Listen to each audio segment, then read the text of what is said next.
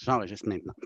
Donc, ce que je veux faire, c'est insérer le PDF pour voir qu'est-ce que ça a l'air un plan qui n'est pas corrigé ou traité. OK? Donc, je vais aller dans Insertion, aller chercher l'onglet Importer PDF et je vais tout simplement importer un PDF. Quand j'insère un PDF, s'il a été fait à partir du logiciel CAD, quand je vais l'insérer, le logiciel va transformer les lignes du PDF en ligne AutoCAD. Donc, je vais pouvoir les utiliser pour dessiner.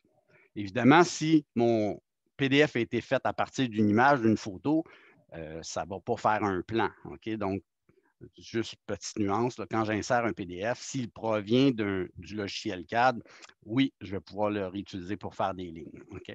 Même chose, je pourrais aller chercher mes objets d'accrochage, puis ça fonctionnerait. Donc, importer PDF. Moi, j'ai téléchargé, une de vos collègues m'a remis le PDF que vous avez reçu. Donc, plan condo unité 414, c'est ça, le plan d'aménagement. Donc, je vais l'insérer. On voit qu'il s'insère à la verticale. Donc, on va aller voir qu'est-ce qu'on peut faire avec ça. Donc, quand je fais ouvrir, ça me montre l'image. Est-ce que vous savez à quelle échelle ce plan-là avait été fait au départ? Un quart. Un quart de pouce égale un pied. Donc, Ouais. quand vous utilisez votre règle triangulaire, rappelez-vous que la règle triangulaire, ce que ça fait, c'est que ça réduit le plan d'un certain facteur. Donc, le calcul est assez simple. J'ai un quart, 1 sur 4 est égal à 12 pouces. Bien, le facteur de réduction, là, je prends mon 4 puis je multiplie mon 12. Donc, ça me donne 4 fois 12, 48 pour l'échelle 1 quart de pouce égale 1 pied. Donc, ça veut dire que ma règle de 3, c'est toujours la même. Je prends toujours ma fraction. Je fais ma règle de 3 pour amener ça à 1. Donc, si je multiplie les deux côtés par 4, bien, ça me donne 48, le facteur de réduction. Ça veut dire que pour que mon plan rentre sur ma feuille 11 par 17, il a été réduit de 48 fois. Ça veut dire que si moi, je l'insère dans mon dessin, quand il me demande de spécifier l'échelle, bien, je vais lui dire que mon échelle est 48. Donc, il va réagrandir mon plan pour le mettre en vraie grandeur à ce moment-là. Est-ce que vous comprenez l'astuce?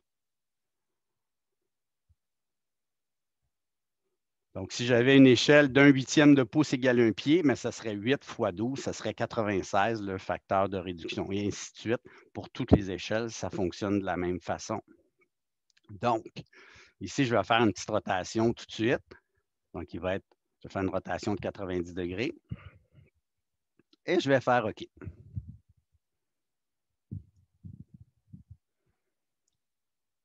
Si vous remarquez, ça, c'est le PDF qu'ils viennent d'insérer. C'est l'équivalent d'un bloc. Donc, quand je le déplace, tout se déplace ensemble. Si vous remarquez, il y a des petits résidus ici. C'est des petites lignes qui viennent avec le PDF qu'on pourrait effacer. Faites-vous-en pas. Donc, ça me donne ça comme fond de plan. OK? De loin, ça a l'air pas si mal. Puis là, on voit les différences. Hein? On voit que dans le plan que je vous avais remis, il y avait un espace vide entre la salle de bain et le rangement à l'entrée. Il a même été déplacé un petit peu. Dans cette planification-là, on n'avait pas de chauffe-eau comme tel, donc il n'y avait pas l'espace pour le chauffe-eau. Donc, ici, on voit les différences. OK? Ça va plus loin que ça, les différences.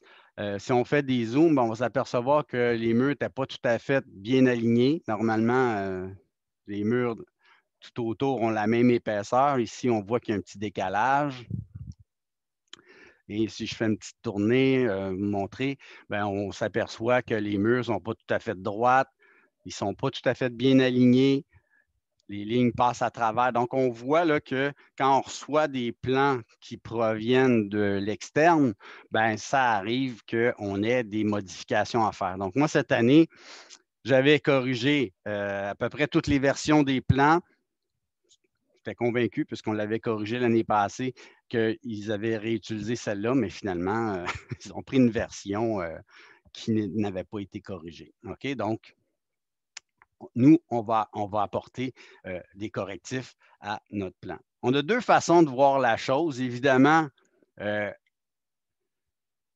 qu'on pourrait faire, c'est utiliser le fond de plan qui est là, puis dire, OK, ça, c'est notre plan de départ, on a des modifications à faire, bien, notre prochaine étape, c'est de vérifier est-ce que vous avez déplacé des murs? Est-ce que vous avez créé des ouvertures dans les murs existants? Est-ce que vous avez, je ne sais pas moi, par exemple, j'ai fait un nouvel aménagement pour la chambre, puis tous ces murs-là, je les enlève.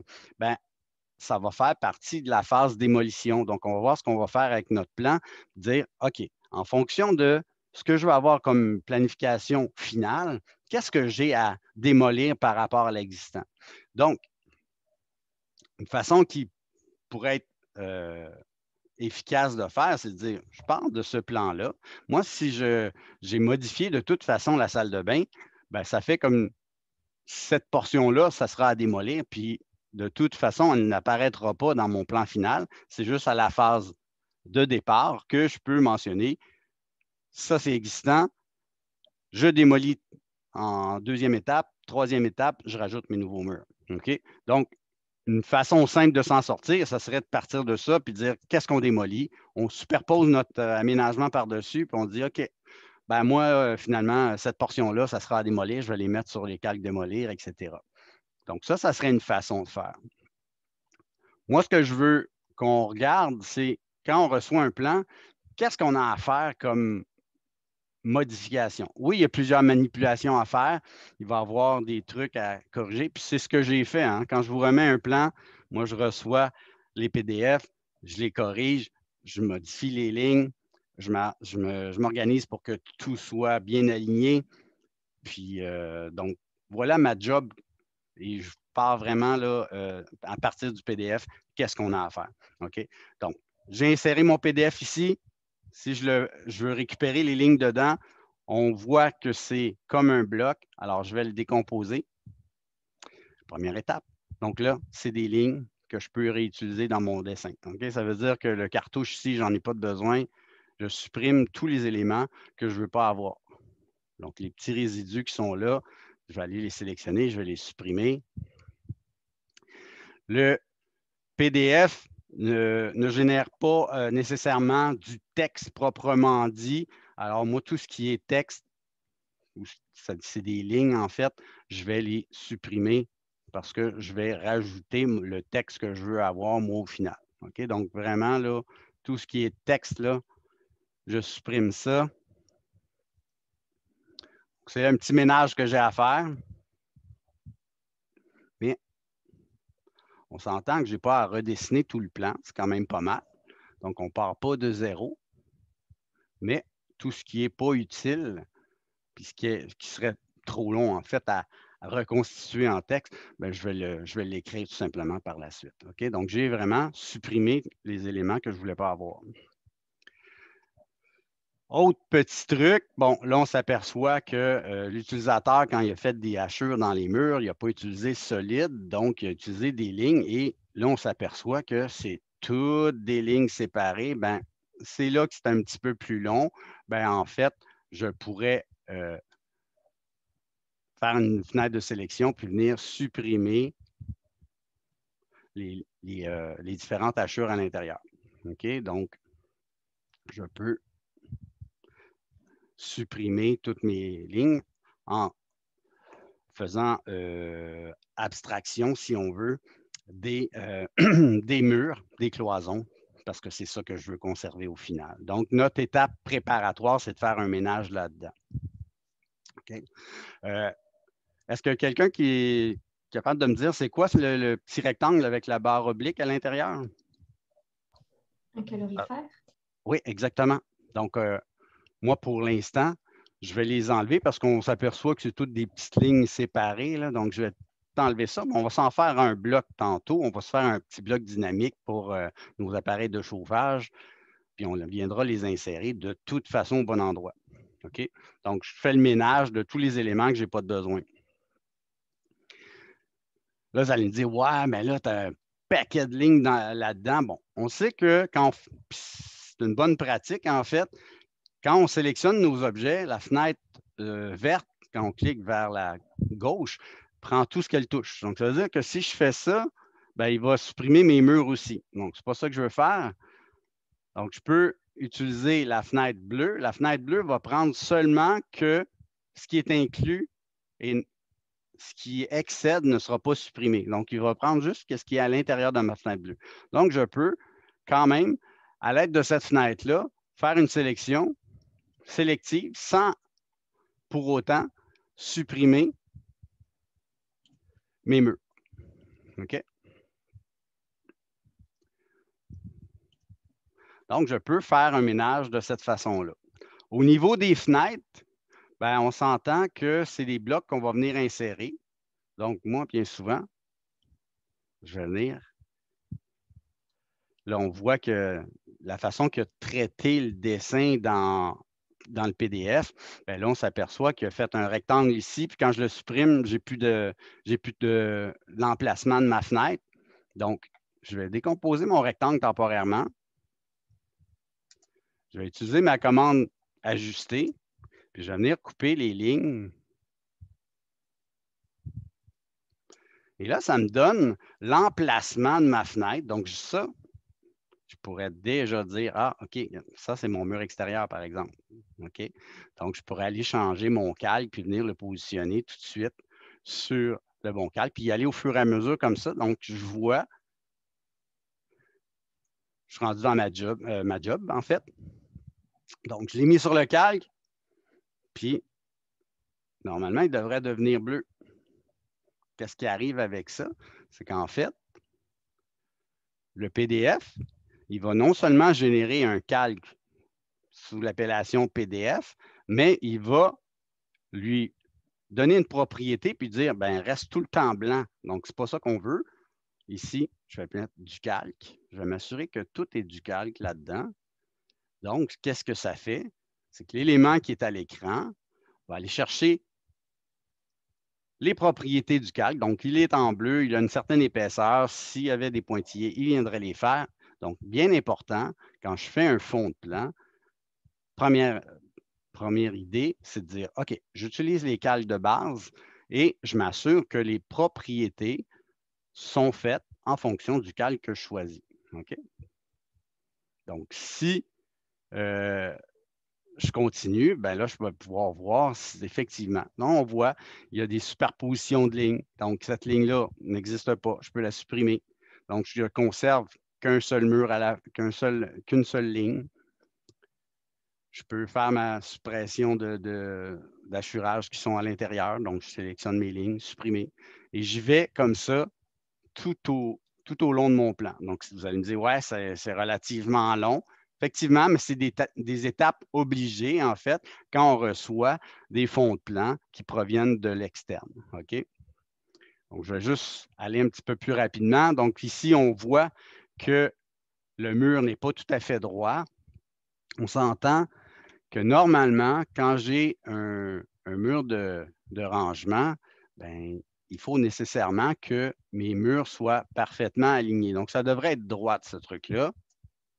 Ouais, c'est quand même pas si mal. Ce coin-là, il y avait juste la ligne qui était erronée. Donc, je peux en tout temps prendre ma ligne puis venir la corriger pour la mettre droite. Puis, je fais mes raccords parfaitement dans les coins pour être certain que tout est parfaitement fermé. Et là, je peux faire supprimer les lignes qui sont à l'intérieur. Okay. Autre petit truc par rapport aux lignes qui sont à l'intérieur, moi, j'essaie d'en supprimer le plus possible pour voir justement si mes coins sont parfaitement raccordés. Ben, je vais faire mon raccord ici. On s'entend qu'au final, quand j'aurai changé mes calques, donc celle-là, ça serait, comme notre collègue nous a dit tantôt, ça devrait être cloison, le calque qu'on va utiliser. Donc, c'est toujours les calques d'existants.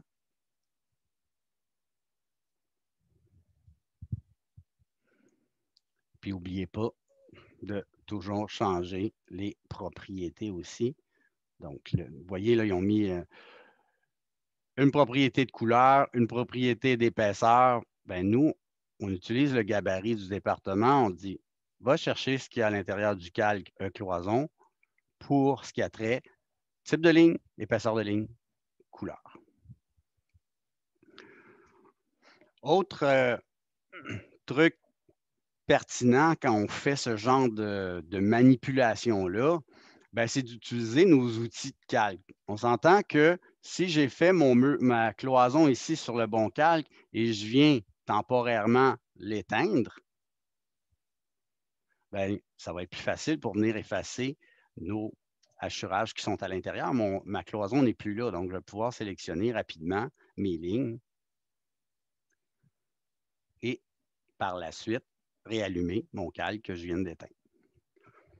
Donc, si vous vous servez des calques, ben, ça va nous aider d'autant plus pour venir effacer nos lignes qui sont à l'intérieur. Je viens temporairement éteindre mon calque dans ce cas-ci, c'est mes murs extérieurs.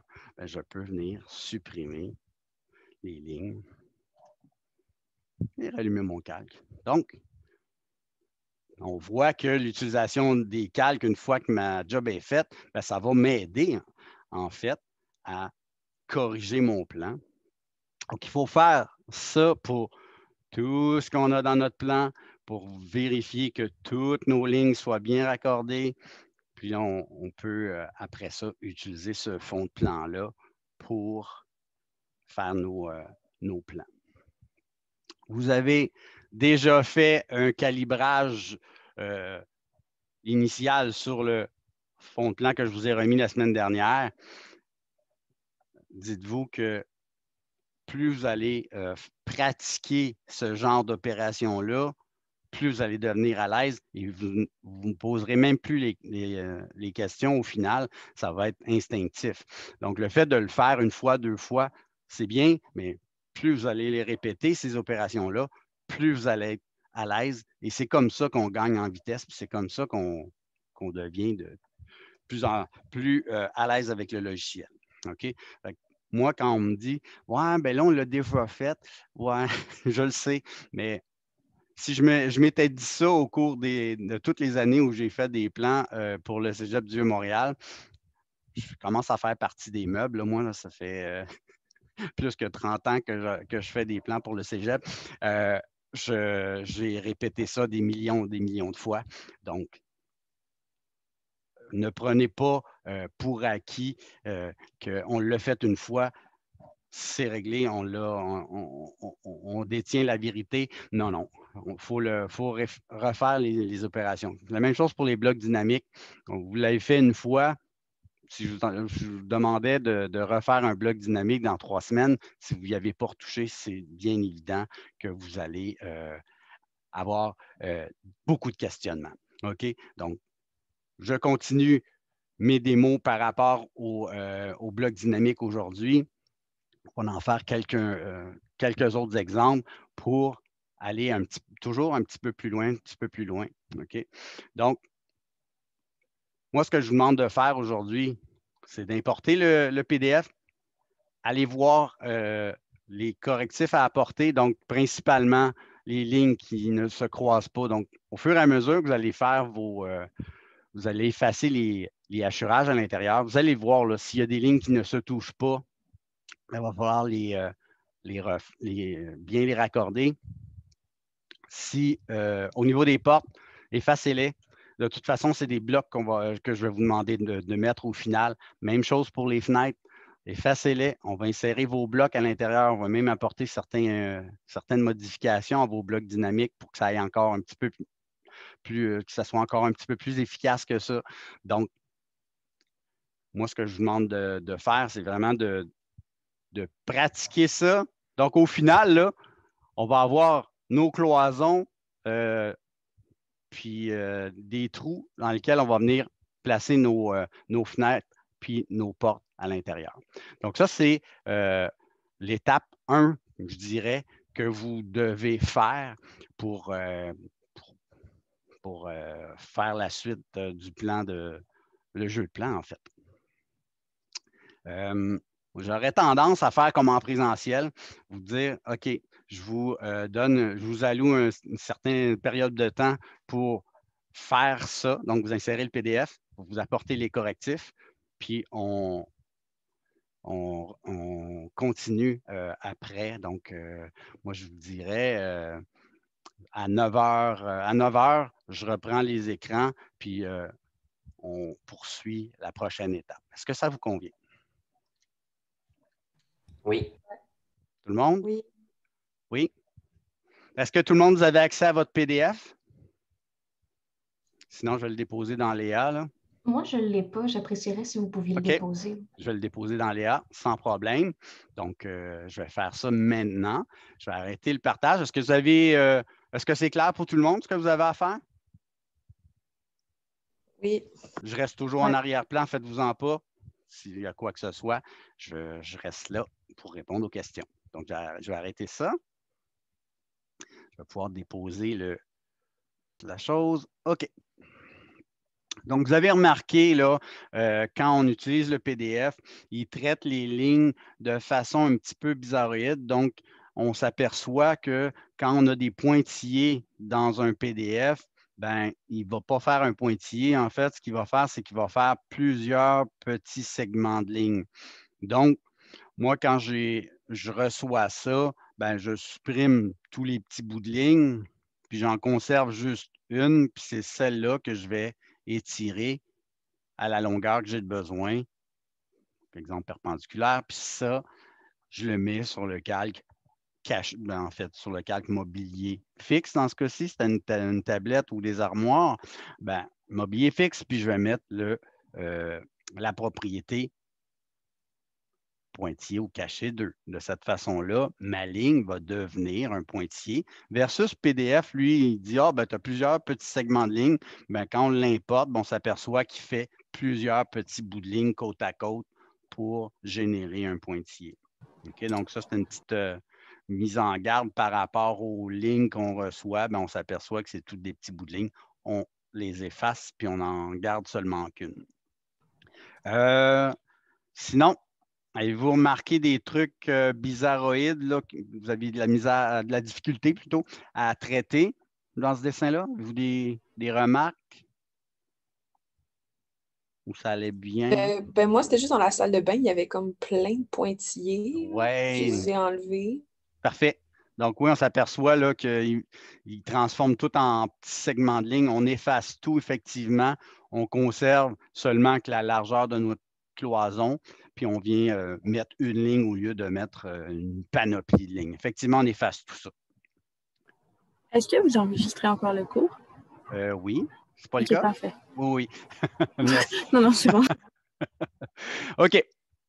Au niveau de la colonne qu'on retrouve là, bon, évidemment, si j'enlève toutes les petites lignes d'assurage à l'intérieur, il va me rester le contour du cercle.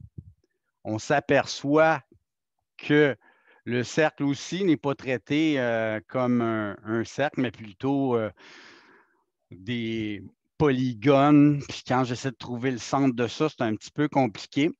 Donc, moi, je vais vous donner la position exacte de cette colonne-là, parce que cet élément-là est primordial à positionner là, dans notre plan. Donc, c'est une colonne qui fait 24 pouces de diamètre. Donc, les lignes sont là. Moi, je vais les enlever carrément pour vous donner la position exacte. Donc, à partir du coin du mur extérieur, je vais venir me tracer une ligne guide. Donc, juste une petite ligne temporaire, là, verticale. Je vais en tracer une horizontale aussi. OK? Puis, on va juste se faire un petit, le point central de notre colonne, finalement. À partir de la ligne, des deux lignes que je viens de faire, je vais les décaler de 18 pouces ou 1 pied 6. Ça va me donner exactement le centre de ma colonne. Donc, on peut décaler. Donc, je vais utiliser les options qu'on a sous la main. Donc, je vais venir tout simplement décaler ma ligne. Ça me donne exactement le centre de ma colonne ici. Je vais utiliser mon cercle. On a dit que le diamètre était de 24 pouces. Donc, ça me donne la position de ma colonne. Donc, mes lignes, après ça, je peux les enlever. Et on avait mentionné que le calque pour ça, c'était de la structure, puisque c'est une colonne. Donc, on a un calque spécifique pour cet élément-là. Donc, à partir de mon mur extérieur, le centre est à 1 pied 6 dans les deux axes.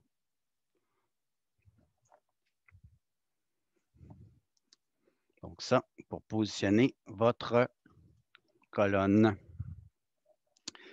Sinon, pour le reste des cloisons, ben là, vous remarquez, là, j'ai vraiment changé au fur et à mesure mes calques. Donc, ça m'aide à la compréhension du fond de plan. C'est que je viens, ni plus ni moins, que faire les ouvertures pour mes fenêtres, mes ouvertures pour mes portes. Donc, il me reste mes cloisons. Pour la partie intérieure ici, on le considère comme un mur extérieur puisque c'est un mur mitoyen entre les condos. Cette ligne, ce mur-là, en fait, on le considère aussi comme un mur extérieur. Donc, dites-vous là que tout le périmètre de notre espace devient ni plus ni moins que nos murs extérieurs. OK? Puis, à l'intérieur, c'est nos cloisons qu'on va retrouver. OK? Donc, pour les calques, relativement simples. Puis, ici, on a les mobiliers fixes, les équipements, puis la plomberie que vous pourrez effectivement, comme votre collègue nous l'a montré tantôt, on peut insérer des blocs, soit à partir des blocs téléchargés ou si vous en avez déjà utilisé dans certains projets, on peut les insérer à l'intérieur. Okay? Donc, pour les sanitaires, etc., on peut insérer les blocs et venir les positionner. Pour les fenêtres, je suis allé chercher mon bloc fenêtre qu'on a fait la semaine dernière. Je suis venu l'insérer donc sur le bon calque, le calque fenêtre, puis je viens l'étirer à la longueur que j'ai besoin. Donc, ça, c'est très efficace. Là, ce qu'on remarque, c'est que la fenestration peut comporter un cadre de petit format ou faire pleine largeur du mur. Dans ce cas-ci, si je regardais ce qu'on nous avait soumis comme plan corrigé, on avait dit que le cadre faisait pleine largeur de notre mur extérieur. Donc, nous, on l'avait dessiné avec un format fixe à 4 pouces, je crois. Donc, deux façons de faire pour corriger le tir. Moi, ce que j'aimerais, c'est aller un petit peu plus loin dans mon bloc dynamique. Moi, j'aimerais ça que mon bloc dynamique, quand je clique dessus, oui, je peux l'étirer latéralement, mais je ne sais pas si vous remarquez, moi, j'ai rajouté un paramètre. J'aimerais ça pouvoir l'étirer au besoin. Donc, si je l'insère tel quel, il reste avec un cadre de 4 pouces, mais si je veux pouvoir l'étirer, j'ai rajouté à l'intérieur de mon bloc dynamique d'autres paramètres qui me permettent d'ajuster la largeur de mon cadre en fonction de ce que j'ai besoin. Donc, initialement, on avait un cadre de 4 pouces. J'ai rajouté un paramètre dynamique pour pouvoir l'étirer de chaque côté. Et c'est pour ça que quand je fais un bloc de ce type-là, mon point d'ancrage, je prends toujours le milieu pour l'insérer pour pouvoir l'étirer de façon symétrique de chaque côté. Alors, je vous montre comment j'ai fait ça. À partir du bloc que vous avez déjà fait, on peut aller éditer. Donc, rentrer dans l'éditeur de bloc. Et si vous remarquez sur le côté, je vais rajouter paramètre de distance. À partir du milieu jusqu'en haut, je veux étirer la partie du haut puis la partie du bas. Donc, je vous montre qu'est-ce que j'ai fait. Je supprime ça et je le refais. Donc, initialement, ce que vous aviez dans votre bloc dynamique, c'est votre fenêtre avec un paramètre qui nous permettait de l'étirer latéralement. On se rappelle que dans les paramètres dynamiques, on doit, prime abord, ajouter un paramètre, puis après ça, lui attribuer une action.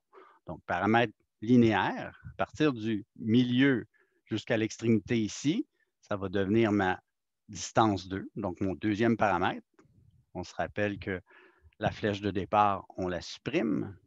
Je vais tout de suite ajouter mon autre paramètre linéaire, toujours à partir du milieu jusqu'en bas. Et je viens supprimer la flèche ou la petite poignée qui ne m'intéresse pas. On a des petits points d'exclamation, donc on n'a pas terminé notre job. Je viens ajouter mon action, une action d'étirer. Je sélectionne mon paramètre. Je lui dis son point paramétrique, donc le point de départ pour faire mon étirement. Et j'englobe les éléments que je vais étirer. Donc, dans le cas présent, c'est vraiment la partie haute de ma fenêtre. Tout ce qui se trouve en haut du vitrage, je veux pouvoir l'étirer pour étirer mon cadre. J'ai sélectionné ma fenêtre bleue. Je sélectionne maintenant les lignes qui vont être étirées. Donc, Donc, je m'assure que toutes les lignes sont sélectionnées avant de faire entrer. Je fais la même chose pour le bas. Action, je sélectionne mon paramètre, mon point paramétrique, j'englobe la partie du bas et je sélectionne les lignes à étirer. Si j'ai bien fait ma job, mes petits points d'exclamation disparaissent et je ferme mon éditeur de bloc pour l'enregistrer. Je sélectionne mon bloc à nouveau et là, je vois mes petites flèches apparaître et ça me permet d'étirer ma fenêtre au besoin. Donc, si j'en insérais une autre, par exemple, ma fenêtre dynamique, je viens de l'insérer au milieu. Donc, assurez-vous d'être sur le bon calque avant d'insérer vos blocs parce que si je reste sur le calque annotation, ça ne marchera pas. Donc, on a dit que c'était fenêtre extérieure. Donc, toujours la même procédure. Je viens insérer un bloc, je m'assure que mon calque est activé. Ça peut porter à confusion. Des fois, on a des calques qui ont la même couleur. Mais là, on se dit, ah, mais je l'ai inséré sur le bon calque. Mais quand on vient pour les allumer, les éteindre, c'est là qu'on a des petites surprises. Donc, j'ai inséré mon bloc. Il s'insère par le milieu. Parfait. Je peux l'étirer à la longueur que j'ai besoin. Et très efficace, en quelques clics, sans avoir à redessiner mes blocs, je peux l'utiliser et faire les dimensions que j'ai besoin. Oui, non, peut-être. Intéressant. Non, ça. Est-ce que ça va? Oui, Oui, ça ça va. Oui. OK. Je vais en faire un autre exemple. J'aimerais ça avoir un appareil de chauffage. On sait qu'un appareil de chauffage, quand on le dessine, c'est un rectangle avec une barre oblique à l'intérieur. Alors, je vous montre un petit peu ce que je veux faire. Je vous montre le résultat. En fait, même chose que tantôt, je peux étirer mon appareil de chauffage et ajouter, comme on a fait précédemment, ajouter, comme pour la table, des dimensions précises. Dans le cas d'un appareil de chauffage, on s'entend qu'il n'y a pas des appareils de chauffage à tous les pouces ou demi-pouces près. Hein? C'est aux 12 pouces près. Dans notre projet présentement, on en a de 4 pieds puis de 8 pieds de long. Donc, on pourrait, si on veut, faire un bloc dynamique de ça. Je vous montre un petit peu qu'est-ce que j'ai fait. Je vous montre le résultat, puis on ira voir après ce que j'ai fait. OK. Donc, je me suis dessiné un rectangle. Prime abord, la dimension que j'ai besoin. Donc, on pourra voir ensemble la distance que j'ai mis. Présentement, j'ai un rectangle de 4 pouces par 24 pouces. Faites-vous-en pas si les cotes sont petites. Donc, c'est juste pour vous montrer la dimension du rectangle. Donc, prime abord, j'ai dessiné un rectangle qui fait 4 pouces par 24 pouces, puis j'ai tracé une ligne diagonale, toujours sur le calque 0, toutes mes lignes sur le calque 0. J'ai ajouté à ça un paramètre de distance pour pouvoir l'étirer. Si on se rappelle, dans nos paramètres de distance, si je regarde dans mon tableau des propriétés, on peut ajouter une liste et là, venir faire la liste des dimensions qu'on a de besoin. J'ai reçu quelques MIO. Il y avait des étudiants qui avaient de la difficulté à entrer les valeurs à l'intérieur. Les unités dans AutoCAD, c'est des pouces par défaut. Donc, le signe des pouces, c'est facultatif. Si j'inscris ici 24, ben, pour lui, c'est 24 pouces. Ou il convertit, ça va donner 2 pieds. OK? Donc, quand j'entre les valeurs en pouces, oubliez les guillemets, on n'en a pas besoin. L'erreur que plusieurs font, c'est de venir placer un apostrophe puis un deuxième à côté. Pour AutoCAD, ça ne fonctionne pas. Si je mets 2 apostrophes, une à côté de l'autre, c'est 2 fois le signe des pieds, puis ça ne rentre pas. Donc, si je veux mettre le signe des pouces absolument, ben, je fais les guillemets, qu'on a dans le haut de notre clavier. Donc, vraiment les guillemets. Donc, pas 2 apostrophes côte à côte. Mais, si vous voulez aller encore plus rapidement, dites-vous que si vous rentrez des valeurs en pouces, le signe des pouces n'est pas nécessaire quand je rentre une donnée comme telle. OK? Donc, j'entre les valeurs que j'ai besoin dans ma liste. et je fais OK. Mon paramètre de distance, ben, il va pouvoir s'étirer en fonction des données que j'ai mis. J'aimerais ça pouvoir, quand j'insère cet appareil-là, pouvoir lui donner, en fait, faire une rotation avec. Je m'explique. Donc, si je reviens dans mon bloc pour vous montrer. Donc, quand je clique dessus, si vous voyez une petite poignée bleue ici, bien, ça va me permettre, en cliquant dessus, de lui donner l'angle que je veux. Donc, je pourrais, une fois qu'il est inséré, sans avoir à aller rechercher ma commande de rotation ou modifier mon bloc, mais je vais pouvoir le changer d'orientation en un clic.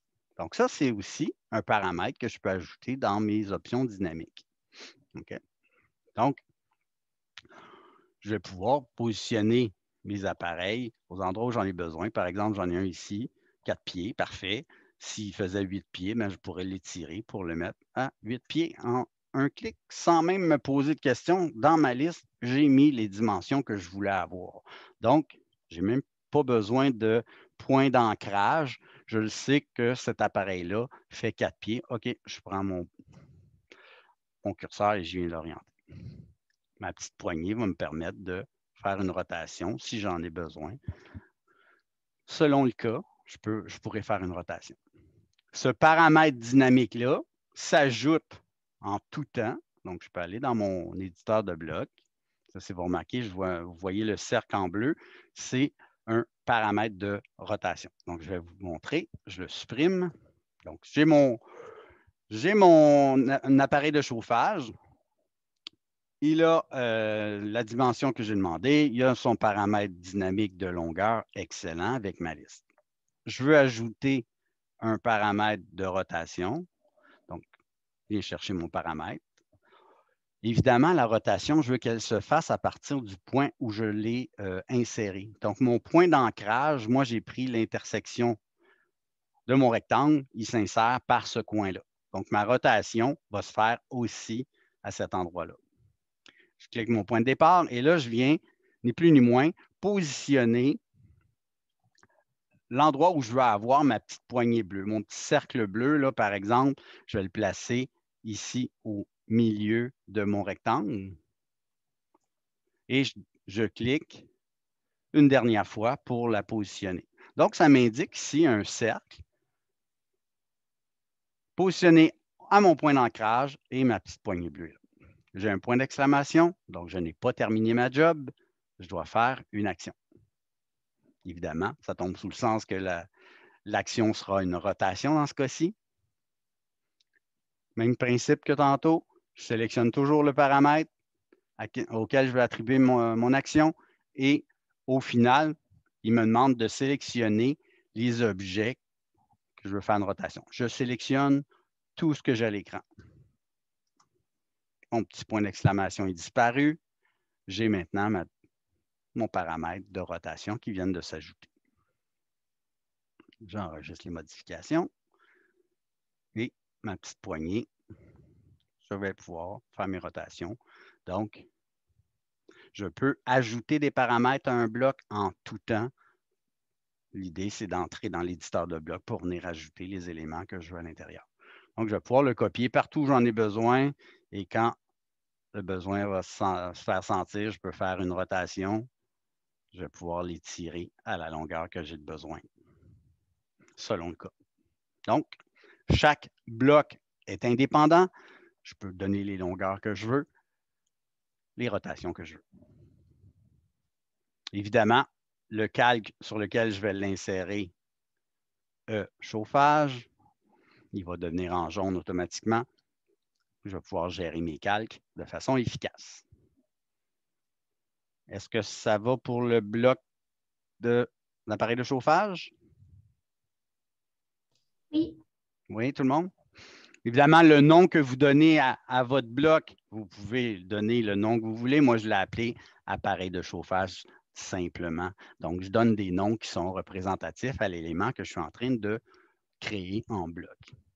Pour les blocs de porte, vous en avez un déjà inclus à votre gabarit qui comporte plusieurs formats, donc vous allez pouvoir l'utiliser sans problème. Moi, je voulais aller un petit peu plus loin pour voir qu'est-ce qu'on peut faire avec nos blocs dynamiques. Donc, j'aime toujours ça, aller le plus loin possible, montrer des exemples de ce qu'on peut faire. Donc, moi, j'ai un bloc de porte ici et j'ai plusieurs paramètres qui viennent de s'afficher. Donc, évidemment, je peux faire des inversions. J'ai inséré ma porte qui s'ouvre vers la gauche, je veux qu'elle s'ouvre vers la droite ou vice-versa, mais je peux changer l'orientation de ma porte en tout temps. Ça, c'est des paramètres qu'on appelle des paramètres d'inversion, les petites flèches que vous avez là. On avait vu qu'on pouvait mettre des paramètres de visibilité. Bien, imaginez que cette porte-là, je veux pouvoir la fermer avec un certain angle. Bien, je peux lui donner un paramètre de visibilité. Je dire, OK, moi, ma porte, je veux qu'elle soit entrouverte ou complètement ouverte. Donc, ça, c'est des paramètres de visibilité qui vont faire en sorte que je peux faire ouvrir ou fermer ma porte à un certain degré. Donc, ça, c'est juste un paramètre de visibilité. Là où on peut aller encore un petit peu plus loin, c'est qu'imaginez, je fais une ligne, là, juste pour vous montrer. J'ai des murs, je ne connais même pas l'angle. Si je prends ma porte ici, puis je viens la positionner, bien, elle va s'orienter automatiquement avec la ligne par rapport auquel je vais sélectionner. Donc, elle va s'orienter automatiquement. Ça, c'est un paramètre qu'on appelle un paramètre d'alignement. Donc, très efficace, me permet d'insérer mon élément, puis il va s'orienter automatiquement avec l'orientation de l'objet par rapport auquel je vais insérer mon bloc. Donc, le paramètre d'alignement, intéressant, ça me permet, sans même me poser de questions, orienter de façon perpendiculaire mon bloc par rapport à la ligne qui est là. Je vais encore un petit peu plus loin. Des fois, vous allez faire des relevés. Bon, c'est le fun d'avoir des blocs où on a des multiples de portes là, de 24 pouces, 28 pouces, 30 pouces, etc. Mais imaginez que vous faites un relevé où vous avez une porte qui a été faite sur mesure. Elle fait 29 pouces et un quart. Bien, malheureusement, dans les blocs qu'on a, ça ne nous permettra pas de faire, de l'avoir ce format-là. Donc, il faudra en dessiner une juste pour cette dimension de porte-là précise. Le bloc que j'ai fait ici, j'appelle ça un bloc unitaire. C'est-à-dire que j'ai dessiné une porte qui mesurait 1 pouce par 1 pouce au départ. C'est-à-dire que quand j'insère ce bloc-là, je peux lui donner la dimension que je veux, puisque comme elle mesure 1 pouce au départ, si je dis 29 fois plus grand, bien, ma porte va faire 29 pouces. Et si je mets 29 pouces et un quart, bien, elle va faire 29 pouces et un quart.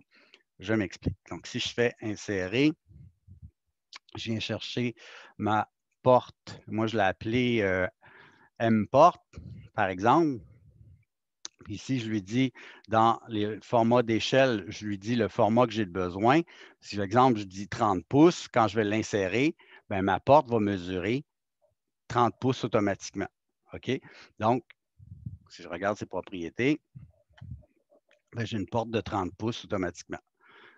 Si je dis, ah non, finalement, je veux 32 pouces et demi, 0,5 par exemple, bien, il va automatiquement changer ma porte à la dimension que je lui ai demandé. Elle fait maintenant 32 pouces et demi.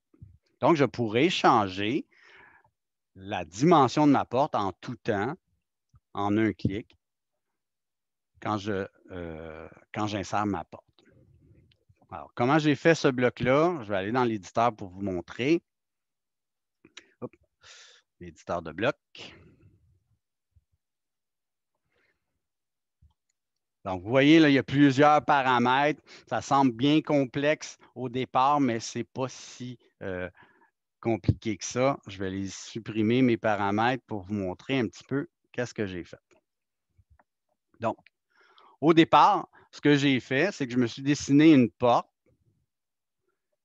Et comme j'ai dit tantôt, elle mesure vraiment 1 pouce par 1 pouce.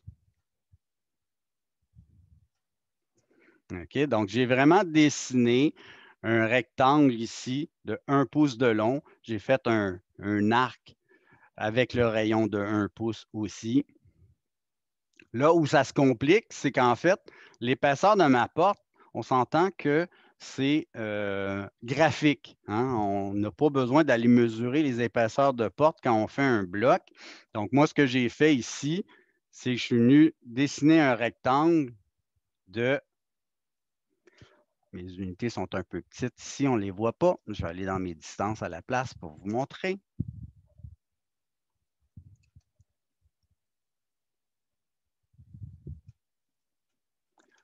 Allez, la souris.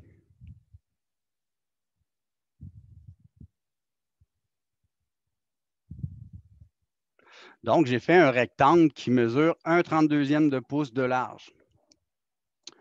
Donc, quand je vais insérer ma porte, et par exemple, je dis j'ai une porte de 30 pouces de largeur, bien, il va faire 30 pouces fois mon 1/32, bien, ma porte, l'épaisseur deviendra plus ou moins 1 pouce d'épaisseur. Et c'est correct. Dans le fond, je n'ai pas besoin de spécifier l'épaisseur de ma porte quand je la dessine.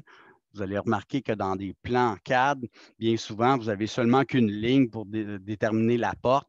Puis l'épaisseur, on n'ira jamais mesurer l'épaisseur de notre porte dans nos plans. C'est plus des spécifications qu'on va donner. Donc, ça va être des tableaux de porte, des énumérations, des spécifications en termes d'épaisseur qu'on va donner. Donc, graphiquement, ce que j'ai dessiné, ni plus ni moins, un rectangle de 1 pouce de haut par 1/32e de pouce de large. Puis, j'ai fait mon arc de porte. Vous avez remarqué, l'arc de porte, je l'ai laissé sur le calque 0, je l'ai mis en rouge, puis j'ai donné son épaisseur à 0,09. Donc, ma porte mesure 1 pouce par 1 pouce. Je viens à ça ajouter les paramètres d'inversion, paramètres d'alignement que j'ai besoin. Les deux paramètres que je vous mentionne ici, c'est les deux exceptions qui confirment la règle que à chaque paramètre, j'ai une action. Bien, paramètre d'alignement, on s'aperçoit que mon paramètre d'alignement, quand je viens positionner ma ligne, je n'ai pas besoin d'action à ça. Je n'ai pas de petit point d'exclamation. La preuve, ça veut dire que ma job est terminée. Dès que je vais enregistrer mon bloc, mon paramètre fonctionne, il va s'aligner avec l'objet par rapport auquel je vais l'insérer. Donc, un paramètre d'alignement, aucune action attribuée à ça. Paramètre d'inversion, même principe. Je viens prendre mon point d'ancrage, je place ma ligne perpendiculaire à mon objet. Ça vient placer mon paramètre d'inversion. Je vais le refaire. Paramètre d'inversion. Je viens sélectionner mon point d'ancrage. Je trace ma ligne verticale et je viens positionner mon paramètre d'inversion. Tantôt, je vous ai dit, le paramètre d'alignement n'a pas besoin d'action. Oups, cette fois-ci, le paramètre d'inversion, j'ai un petit point d'exclamation. Ça veut dire qu'il faut que je fasse quelque chose avec ça. Donc, je vais mettre une action, l'action d'inverser. Je sélectionne mon paramètre. Je sélectionne les objets que je veux ajouter à mon paramètre d'inversion. Et mon petit point d'exclamation disparaît. Je vais faire la même chose horizontalement. Point d'ancrage, ma ligne horizontale. Et je vais mettre, encore une fois, une action. Les exemples que je vous donne ici ne sont pas à faire. Je vais vous en donner un bloc déjà. Faites-vous-en pas. OK, je vais sélectionner mon paramètre et je sélectionne les objets. Donc, maintenant, j'ai un paramètre d'inversion, j'ai un paramètre d'alignement inclus à mon bloc et je vais pouvoir faire pivoter, faire inverser ma porte au besoin. OK? Donc, pour le bloc de porte, faites-vous-en pas, je vais le déposer dans l'IA. Si vous voulez l'essayer, vous allez pouvoir l'incorporer à votre projet. OK? Ce que je vous demande de faire aujourd'hui, donc je vais enregistrer mes modifications. Ce que je vous demande de faire aujourd'hui, c'est de faire un bloc, corriger votre bloc fenêtre, faire un bloc pour vos appareils de chauffage, terminer le fond de plan, plan de l'existant. OK? Donc, vous allez insérer les portes, les fenêtres, mettre le texte. Le texte, est-ce que vous en avez déjà fait dans les autres projets? Je ne me rappelle plus. Oui?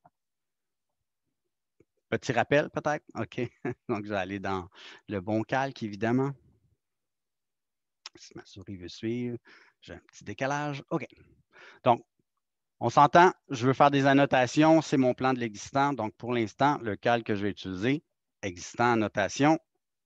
Dans Annoter, vous avez deux styles principaux que vous pouvez utiliser. Donc, vous avez un design intérieur note, puis vous avez design intérieur titre.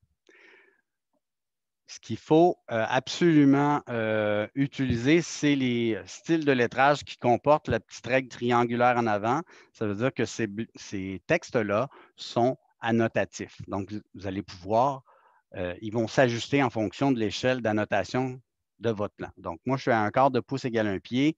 Si j'utilise mon style note, puisque c'est ça que je vais utiliser, bien, automatiquement, quand je vais faire mon texte, je vais ouvrir ma petite boîte et je vais écrire mon texte automatiquement va être à l'échelle 1/4 de pouce égale 1 pied. Donc, si jamais je change d'échelle, bien, mon texte va grossir. Il va s'ajuster en fonction de mon échelle annotative. Ce qui me permet de voir si mon texte est annotatif, c'est quand je viens le survoler, j'ai une petite règle triangulaire qui s'affiche et ça veut dire que ce texte-là est annotatif. Donc, si jamais vous écrivez du texte et il ne s'ajuste pas en fonction de votre échelle annotative, bien, vous le sélectionnez puis vous venez choisir le texte que vous voulez. Donc, vous pouvez corriger le tir si jamais vous vous êtes trompé de style de lettrage. Donc, bien important de venir utiliser les styles annotatifs puisqu'on va imprimer ces plans-là à une échelle précise. Est-ce que ça va pour le plan de l'existant? Donc, les portes, les fenêtres, le texte. Donc, ça va. Il nous resterait les hachurages à mettre dans les différents murs et cloisons. Donc, ça, les hachures solides, à mon avis, ça devrait bien aller. Donc, vous avez solide cloison pour vos hachurages de vos cloisons intérieures, solide mur pour les murs extérieurs. Puis, quand vous faites vos hachures, bien, assurez-vous d'utiliser le style, en fait, solide. Okay? On n'utilise aucun... On ne veut pas avoir, comme dans le PDF, là, 1 million de lignes dans nos murs. On veut vraiment que ça soit du solide. Puis, vous venez cliquer à l'intérieur de vos murs. Donc, ça, je vous laisse faire ça. Ça, vous êtes en mesure de faire ça sans problème. OK. Prochaine étape. Oui? Une question? Pour la colonne qu'il y a en bas à droite, est-ce qu'on utilise la hachure solide du mur? Oui. Okay, parfait. Ça fait partie de... Tu vois, la couleur, en fait, est la même que ton mur extérieur. Donc, le hachurage va être le même aussi. Donc, ça fait partie des murs extérieurs, effectivement. Ça va? Ouais. Prochaine étape, ça va être de constituer votre plan de démolition. OK? Donc là, il faut juste comprendre, en fait, dans votre nouvelle planification, vous avez réaménagé les pièces. Est-ce que vous avez agrandi les pièces? Est-ce que vous avez déplacé des portes? C'est quoi votre mandat, en fait, dans ce projet-là? Changer des portes, bouger des cloisons. Parfait. Donc, ça répond, c'est vraiment, on a déplacé des cloisons. Ça veut dire que pour déplacer une cloison, il faut démolir celle qui est existante. OK? Donc, à partir de votre aménagement final, ce qu'il faut regarder sur mon plan de l'existant, par exemple, je vais faire un exemple ici puisque mon autre plan est fait. OK? Ce que je vais faire, Une fois que vous allez avoir terminé votre plan de l'existant, vous allez avoir mis vos fenêtres, etc., vous copiez votre plan. Donc, assurez-vous d'avoir terminé votre plan avant de faire cette étape-là. On va copier vraiment notre plan à côté. Donc, on veut en garder une copie intacte. OK? Donc, je vais vraiment copier mon plan à côté. La position, pour l'instant, importe peu. C'est juste d'avoir une copie qu'on ne touche pas. Hein? On veut vraiment que mon plan d'existant là, soit intact, comme ça. Le plan que j'ai ici, ben lui, je vais pouvoir le modifier. Je vous fais un exemple. Moi, la salle de bain ici, cette cloison-là, par exemple, je l'ai enlevée. OK? Donc, si je prends, dans mon cas, c'est une polyligne, je vais la décomposer. Je vous fais un exemple. Je vais placer mon calque E-cloison à l'écran. Je l'active. Et je viens tout simplement tracer ma limite par rapport auquel je vais. Donc, cette partie-là ici, je vais la conserver, mais cette partie-là, par exemple, je la démolis. OK? Donc, ça veut dire que si je veux démolir un mur, bien évidemment, il faut que j'ai 2 segments de ligne. Moi, la façon rapide que je fais, c'est en fait, je viens tout simplement corriger. Je vais retracer ma petite bout de ligne qui me manquait. Et là, maintenant, j'ai 2 segments. OK? Donc, j'ai fait ma petite ligne ici pour montrer l'interruption. Ce mur-là va être à démolir. OK? Donc, ça veut dire que si je le prends, puis je le mets sur le calque démolition maintenant, donc même couleur, donc démolition cloison, bien, mon mur devient en pointillé. Donc, automatiquement, quand je vais imprimer mon plan, je vais savoir, donc l'entrepreneur va voir, dire, OK, la portion qui est en pointillé est à démolir, la portion qui est en trait plein est à conserver. OK? Évidemment, je referai mes hachures pour mes cloisons existantes à conserver, puis les murs à démolir seront en vide, en pointillé. Donc, il s'agit de déterminer qu'est-ce qu'on a à démolir, qu'est-ce qu'on a à conserver pour pouvoir faire notre aménagement. Donc, en fonction de votre plan d'aménagement, vous devez déterminer les portions de mur que vous devez démolir. On peut avoir aussi de la plomberie à démolir ou à déplacer. C'est le même principe. Donc là, moi, ce n'est pas un bloc, cet élément-là, c'est juste des lignes, mais je vais les prendre au complet. Puis par exemple, cette baignoire-là, moi, c'est plus ça que je vais avoir. C'est une baignoire sur pied, par exemple. Bien, celle-là, dans mon plan de démolition, bien, sera à démolir. Donc, vous avez tous les calques. Donc, si ma souris veut suivre, ça devrait bien aller. OK. Donc, on regarde la section démolition, on a vraiment tous les calques au complet. Donc, on peut ici dire, OK, ça, c'est de la démolition plomberie. Donc, si je fais une mise en page, bien, je vais pouvoir faire un zoom sur mon plan, faire un plan de démolition. Je peux faire une page pour mon plan de l'existant tel qu'il était au départ.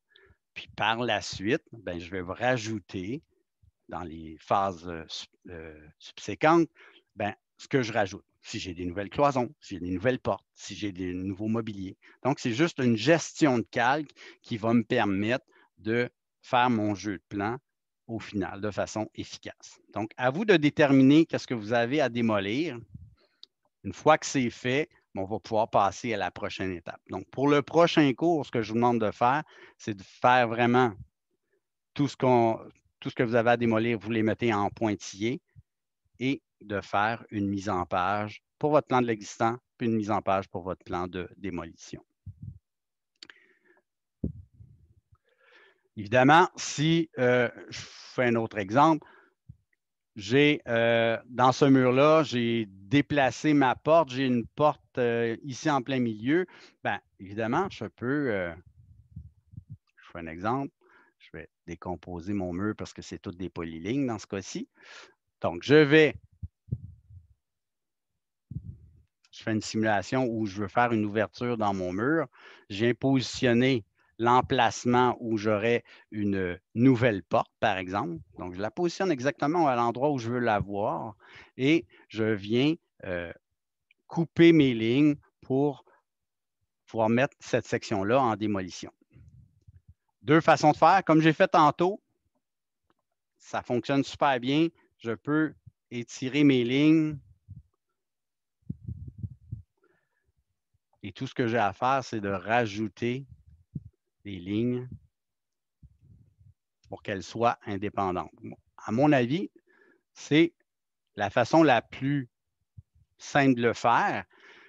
Et là, je dis, OK, moi, cette portion-là est à démolir pour faire mon plan de démolition. Donc, je vais le placer, mon calque ici, démolition.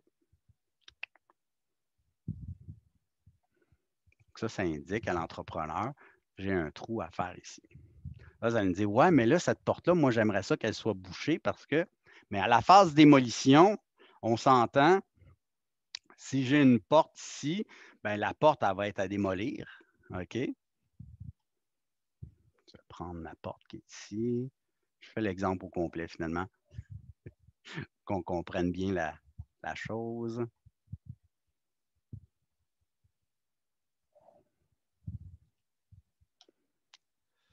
C'est pas grave, c'est juste un exemple. OK? Donc, cette porte-là, dans mon plan de démolition, n'existera plus. Donc, elle va être à démolir. Démolition, porte. J'ai fait une ouverture pour ma nouvelle porte, par exemple. Donc, l'étape que j'ai à faire ici, c'est de mentionner à l'entrepreneur tout ce qu'il y a à déplacer ou à démolir. Puis, dans les phases subséquentes, bien évidemment, on verra les prochaines étapes, mais on va éteindre la démolition pour rajouter nos nouvelles portes, nos nouveaux murs, nos nouvelles cloisons et mobilier, etc. Donc, allons-y étape par étape. Plan de démolition, vous choisissez vraiment tout ce que vous avez à démolir, puis on verra en fonction de ce que vous avez démoli, qu'est-ce qu'on doit mettre comme note pour notre entrepreneur, qu'est-ce qu'on doit mettre comme cote aussi pour notre entrepreneur. Donc, je vais faire plusieurs exemples la semaine prochaine, mais je veux que vous ayez composé, compris un petit peu la démolition pour qu'on puisse faire la prochaine étape. OK? Donc, vous terminez votre plan de l'existant, vous en faites une copie, vous choisissez les éléments à démolir en fonction des calques, donc démolition, les calques de démolition. Vous composez votre plan de démolition. C'est votre job pour cette semaine. Question, insulte ou autre? Ça va. Est-ce que c'est clair pour tout le monde? Oui, ça va. Oui. On a quand même un petit peu de job, ça. Un petit peu de pain sur la planche. Donc, au final, là, quand on va ouvrir votre projet condo, vous aurez toujours deux plans. Un plan d'existant, un plan de démolition qui va être à côté. Puis sur le plan de démolition, vous allez voir, là, on va se servir de ce fond de plan-là pour faire toute notre séquence pour notre jeu de plan. Donc, il y a toujours un plan là, qui restera intact à côté, qu'on ne touche pas. On va faire notre mise en page de l'existant là-dessus, puis on va faire notre jeu de plan sur le deuxième petit plan qu'on met à côté. Okay? Donc, voilà votre job. J'arrête la démo, puis je reste en arrière-plan pour répondre à vos questions. Est-ce que ça va être à remettre